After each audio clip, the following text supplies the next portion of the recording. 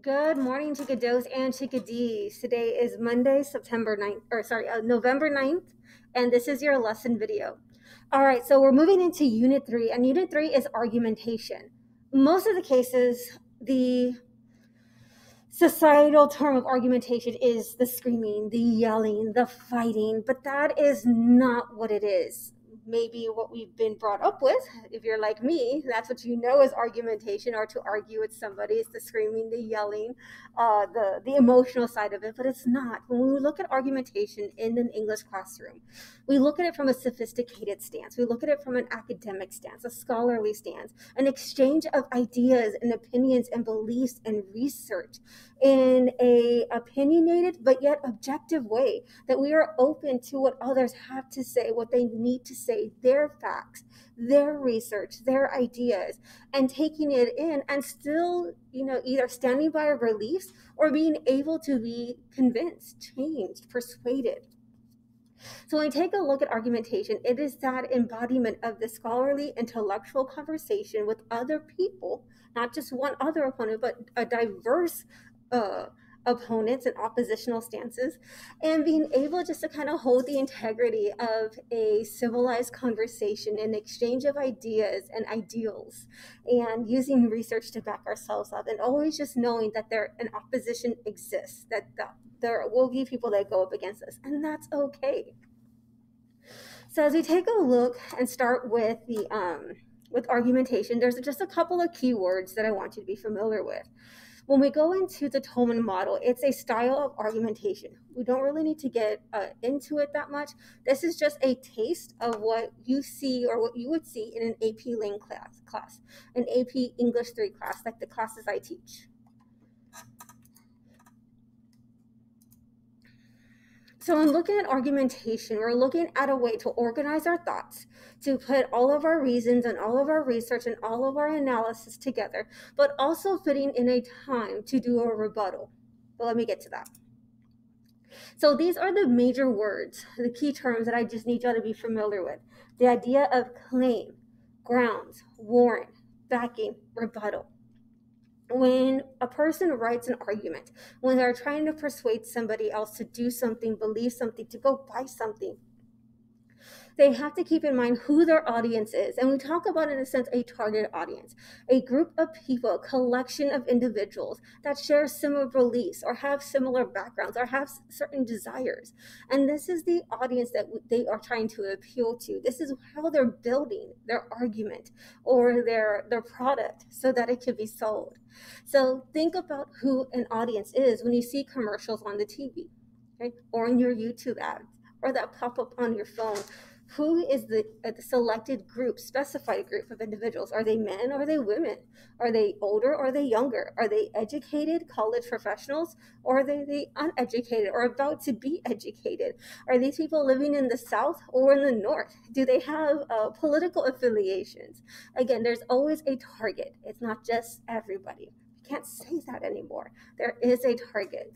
So that when a writer, a speaker, crafts their argument, they build the claim, grounds, warrant, backing, rebuttal towards that audience, because everything is working in tandem, works together, kind of like the mechanisms of a watch. If you take off the back and you see all the gears and bolts and nuts working together, if one is out of line or out of time, pun intended, then the mechanism doesn't work. All these elements of argumentation work together in tandem to drive home the purpose, the message of the piece, what the speaker or writer is trying to achieve. So the way it relates to us is the claim that you're making is your topic sentence. When we deal with the body paragraphs, these are your reasons, because the purpose of your speech, the purpose of the message is your thesis statement. When we talk about grounds, this is your evidence, this is your facts, this is your proof, this is your research, this is the evidence from the text that you're pulling in. When we talk about warrant, is that what warrants your decision? Tell me, explain to me, why do you think that? If this is your reason of why you're taking that position, having that thesis statement, then explain to me, why is this idea right? Why is this reason, this evidence that you provided correct? When we talk about backing, it's also the understands like, okay, you say this now, what else is out there that proves that you're correct? It's just the second pieces of evidence. If you go into the text and go find another quote to prove why you're still correct, how else it's evident in the story or the short story or in the article. And then what makes argumentation what it is the idea of rebuttal, where we argue what the other side could possibly have to say about this, where we say, okay, I see where the others are coming from. However, they may be people who do not like this idea. There are people out there who claim that this is not the best solution to our problem. You acknowledge them. You say, I see you, I hear you, I know what you have to say. And either you can talk to them about how they're wrong in that thinking, or it's like, okay, I see you, but this is why I'm still right. They're trying to calm their fears, placate them, make them feel safe, make them feel good about the decision, the thesis, the position that you're taking.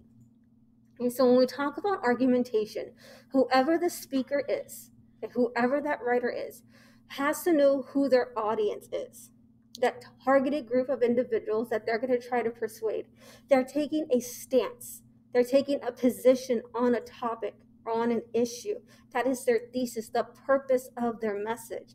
And everything that they build in that argument is to drive home that purpose, to convince their targeted audience that what they're saying is correct. And they build this up by having claims, which is the reasons why they're taking that position. The grounds is the evidence that they found that proves that what their reasons are correct, that they're valid. The warrant is just another fancy word for analysis, which is another fancy word for explain. Backing is just another way to say, back me up. Here's my other piece of evidence that I found that supports this one reason that I have, that supports the position that I'm taking, my stance that I'm taking, the thesis, the purpose of my speech. And the rebuttal is acknowledging that the other side exists. To say, I see you, I understand, but this is why I'm right. Think of it this way, guys. You, teenager, wants to go out maybe over Thanksgiving break or this past weekend or the upcoming weekend. You want to go out with friends, even in the midst of this whole pandemic.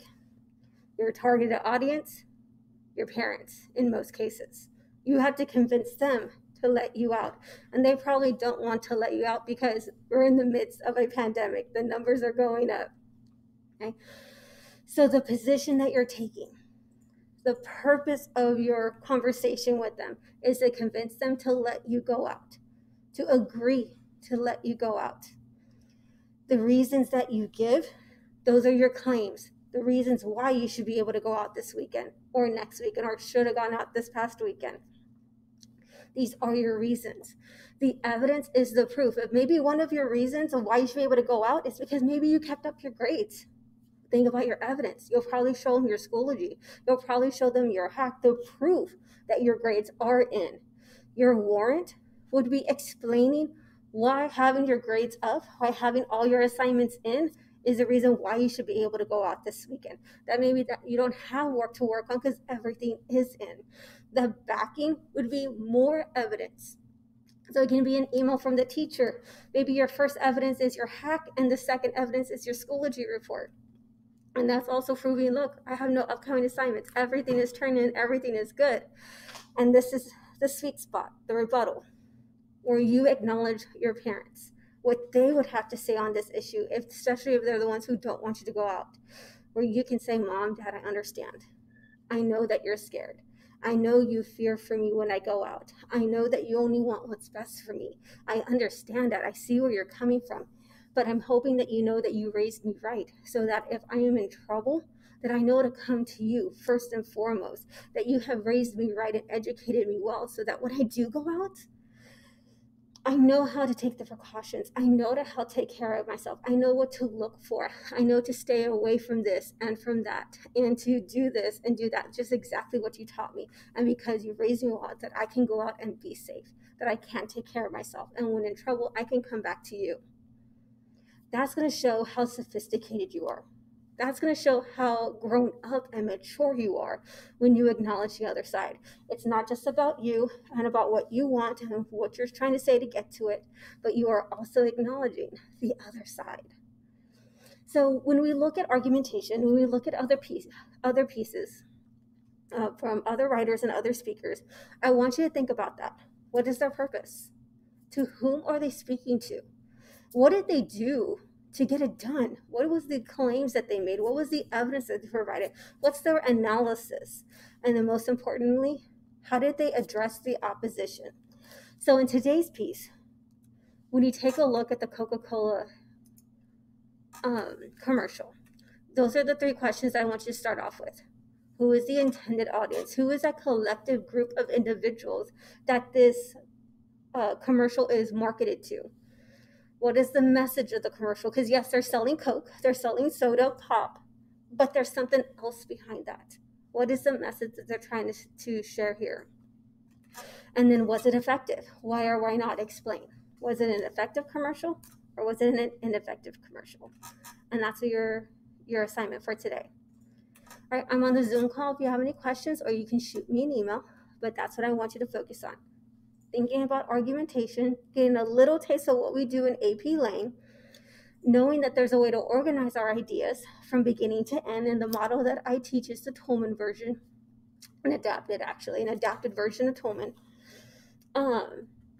Knowing the parts of argumentation, the sense that there's a speaker and there's the intended audience, that there's a purpose in that communication, and that it is built on this argumentation such as the Tolman model, the claims, the warrant, the backing, the rebuttal, and other parts. All right, so take a shot at it with the Coca-Cola commercial and answer those three questions for me. All right, I love y'all. Have a good day and make good choices. Bye, guys.